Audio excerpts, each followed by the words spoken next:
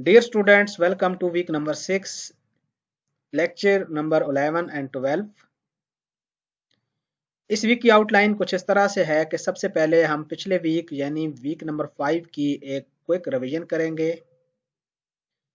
उसके बाद हम एक नया टॉपिक स्टार्ट करेंगे CSS का।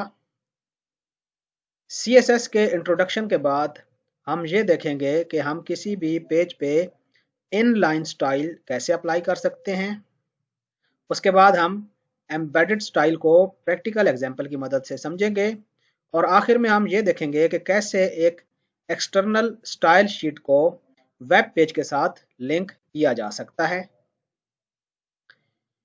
सबसे पहले बात करते हैं वीक नंबर 5 के टॉपिक्स की जो हमने कवर किए थे। वीक नंबर 5 में हमने HTML फ्रेम्स के बारे में बात की थी और हमने ये देखा था कि कैसे एक वेब पेज को मुख्तलिफ सेक्शंस में हम डिवाइड कर सकते हैं और हर सेक्शन में ताकि हम एक डिफरेंट किस्म का वेब डॉक्यूमेंट लोड कर सकें। हमने स्टार्ट में बिल्कुल सादा किस्म के फ्रेम्स की डिस्कशन की थी। हॉरिजॉन्टल वाइज भी हमने फ्रेम्स को क्रिएट करना सीखा था, जिसके लिए हमने रोज का एट्रीब्यूट यूज किया था। उसके बाद हमने वर्टिकली फ्रेम्स भी क्रिएट किए थे, जिसमें हमने कॉलम्स की मदद से किसी भी पेज को वर्टिकली डिस्ट्रीब्यूट कर दिया था, डिवाइड कर दिया था सेक्शंस में।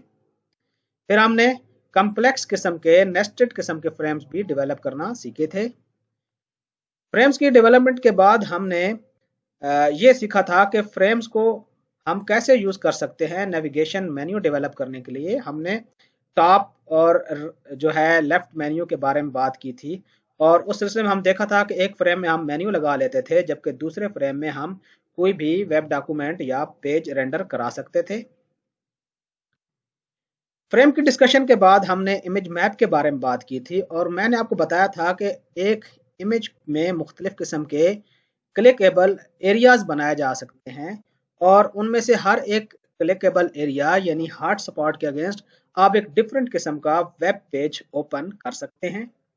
इमेज मैप में हमने मुख्तलिफ नए किस्म के एट्रीब्यूट्स भी सीखे थे और ये भी देखा था कि इमेज मैप में एरियाज के टैग को कैसे यूज करते हैं, कोऑर्डिनेट्स कैसे जो है वो स्पेसिफाई किए जा सकते हैं और MS पेंट की मदद से हमने ये भी देखा था कि ये कोऑर्डिनेट्स में x और y की वैल्यू हम कैसे गेट कर सकते हैं। हमने मुख्तलिफ शेप्स की मदद से मुख्तलिफ किस्म के इमेज के एरियाज को क्लिकेबल बनाया था, जैसे कि हमने रेक्टेंगल की बात की थी, हमने सर्कल की बात की थी और हमने फिर आखिर में एक टास्क आप पर छोड़ दिया था कि पोली शेप यानी एक ऐसी शेप जो ना रेक्टेंगल हो ना सर्कल हो, उसको कैसे हम क्लिकेबल एरिया बना सकते हैं। पिछले वीक के आखिर में हमने ये सीखा था कि किसी भी वेब डॉक्यूमेंट में वीडियो को कैसे एम्बेड किया जा सकता है और ऑडियो के टैग के मुतालिक हमने डिस्कशन करके ये बात आप पर छोड़ दी थी कि ऑडियो को आप खुद से एम्बेड कर पाएं वेब पेज में। ये टास्क आपका अपनी जिम्मेदारी थी और मुझे उम्मीद है कि आपने ऑडियो को एम्बेड करना सीख लिया होगा कि वेब डॉक्यूमेंट में ऑडियो को कैसे एम्बेड करते थे। पिछले वीक के इन्हीं कंटेंट्स में हमारे वीक 5 के जितने भी कॉन्सेप्ट्स थे जो हमने कवर करने थे वो हमने कवर कर लिए थे। अब हम इस वीक की बात करते हैं। इस वीक में सबसे पहले हम CSS की बात करेंगे। CSS ये एक हमारा नया टॉपिक है। तो CSS stands for cascading style sheet. Cascading style sheet के थ्रू आप HTML डॉक्यूमेंट की प्रेजेंटेशन को जो अपीयरेंस एंड फॉर्मेटिंग है उसको स्पेसिफाई कर सकते हैं। यानी HTML पेज की लुक एंड फील के लिए को बेटर बनाने के लिए आप जो टेक्नोलॉजी यूज करते हैं वो है CSS। CSS में आप कुछ रूल्स क्रिएट करते हैं और आप ये स्पेसिफाई करते हैं कि किसी भी एलिमेंट के जो कंटेंट्स हैं वो वेब पेज पे कैसे नजर आए, कैसे दिखाई दें। यानी आप किसी भी एलिमेंट के कंटेंट्स की लुक एंड फील को डिफाइन करते हैं यूजिंग CSS। CSS अप्लाई करने के तीन तरीकाकार हैं: इनलाइन CSS, इंटरनल CSS और एक्सटर्नल CSS।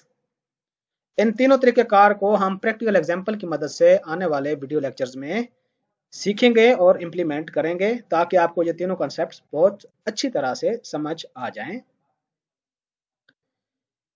अब CSS डिफाइन करते हुए आपको ये बात पता होनी चाहिए कि CSS स्टाइल में एक या एक से ज्यादा डिक्लेरेशंस होती हैं जिनको सेमीकोलन के थ्रू सेपरेट किया जाता है आपस में से। हर डिक्लेरेशन के आखिर में एक सेमीकोलन आता है। CSS की जो डिक्लेरेशंस हैं वो CSS प्रॉपर्टीज और उनकी वैल्यूज पर मुश्तमिल होती हैं और प्रॉपर्टी और वैल्यू को आप कोलन की मदद से सेपरेट करते हैं।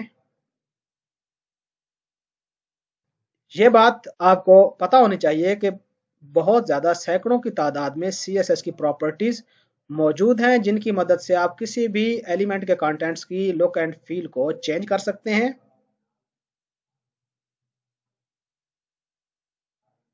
अब ये हमारे पास CSS की प्रॉपर्टीज डिफाइन करने का तरीकाकार है। जैसा कि हमारे पास एक प्रॉपर्टी है बैकग्राउंड कलर और उसमें आप वैल्यू दे रहे हैं ब्लैक की, तो बैकग्राउंड कलर प्रॉपर्टी है CSS की। और उसके बाद ये देखें आपने कॉलन का इस्तेमाल किया और ये आपने साथ ही उसकी वैल्यू स्पेसिफाई की ब्लैक, यानी जिस भी एलिमेंट पे आप ये वाली CSS प्रॉपर्टी स्पेसिफाई करेंगे उसका बैकग्राउंड कलर ब्लैक होगा। और ये सारा डिक्लेरेशन कहलाता है कि आप ये CSS की प्रॉपर्टी को डिक्लेयर कर रहे हैं। उसके बाद आपने सेमीकोलन लगाया और यहां पर आपने लिखा colour, colour is the CSS property, और उसके बाद कॉलन लगाया, ये आप देख सकते हैं, और उसकी वैल्यू स्पेसिफाई की येलो, यानी कलर येलो होगा। और ये दूसरी डिक्लेरेशन है, ये देखें पहली डिक्लेरेशन और दूसरी डिक्लेरेशन के दरमियान आप सेमीकोलन जरूर लगाएंगे, यानी ये एक स्टेटमेंट है और ये दूसरी स्टेटमेंट है। अब जब भी आप CSS डिफाइन कर रहे होंगे तो आप ये वाला तरीकाकार इस्तेमाल करेंगे। ये एक डिक्लेरेशन यानी एक पूरी स्टेटमेंट, उसके बाद सेमीकोलन, उसके बाद दूसरी स्टेटमेंट। अब कुछ उन CSS प्रॉपर्टीज की बात करेंगे जिनको हम इस वीक के लेक्चर्स में यूज करने जा रहे हैं। पहली प्रॉपर्टी है बैकग्राउंड कलर। ये किसी भी एलिमेंट के बैकग्राउंड कलर को सेट करने के लिए यूज होती है। आपको पता है बाय डिफॉल्ट ब्राउजर में जो बैकग्राउंड कलर होता है वो वाइट होता है, यानी ब्राउजर जो डिफॉल्ट कलर प्रोवाइड करता है खुद से वो वाइट होता है। लेकिन आप अगर चेंज करना चाहें तो आप बैकग्राउंड कलर, जैसे कि अभी हमने यहाँ पर ब्लैक लिखा है, तो आप इस प्रॉपर्टी की मदद से किसी भी एलिमेंट का बैकग्राउंड कलर चेंज भी कर सकते हैं। ये है कलर। कलर जो है वो किसी भी एलिमेंट में कंटेंट्स का जो टेक्स्ट है यानी उसका जो फोरग्राउंड कलर है उसको स्पेसिफाई करने के लिए यूज होता है। ये हमारे पास फॉन्ट फैमिली है।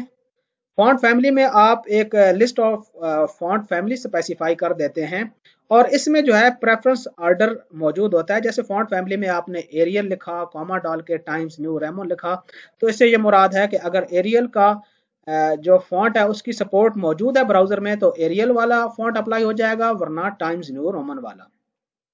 और अगर ये दोनों नहीं है तो जो भी ब्राउजर के पास डिफॉल्ट फॉन्ट सपोर्ट अवेलेबल होगी वो वाला फॉन्ट फैमिली अप्लाई हो जाएगी। उसके बाद फॉन्ट साइज, यहाँ पर आप ये बताएंगे कि जो एलिमेंट का टेक्स्ट है उसका फॉन्ट साइज कितना है, 20 पिक्सल है, 23 पिक्सल है, 50 पिक्सल है, 60 पिक्सल है। बिल्कुल जिस तरह आप MS वर्ड में फॉन्ट साइज स्पेसिफाई कर सकते हैं, यहाँ पर आप खुद से उसको राइट करेंगे प्रॉपर्टी की वैल्यू में। बॉर्डर, हर एलिमेंट के अगेंस्ट एक बॉर्डर मौजूद होता है, यानी उसका एक अपना एरिया होता है जो हमें नजर नहीं आता। अगर हम चाहें तो बॉर्डर की प्रॉपर्टी को यूज करके ये देख सकते हैं कि ये एलिमेंट कितनी विड्थ तक मौजूद है। डियर स्टूडेंट्स, इसके साथ ही हमारा ये वाला इंट्रोडक्टरी वीडियो लेक्चर खत्म हुआ। आने वाले लेक्चर में हम ये देखेंगे कि इन CSS प्रॉपर्टीज को यूज करते हुए हम इनलाइन स्टाइल को कैसे इंप्लीमेंट करते हैं।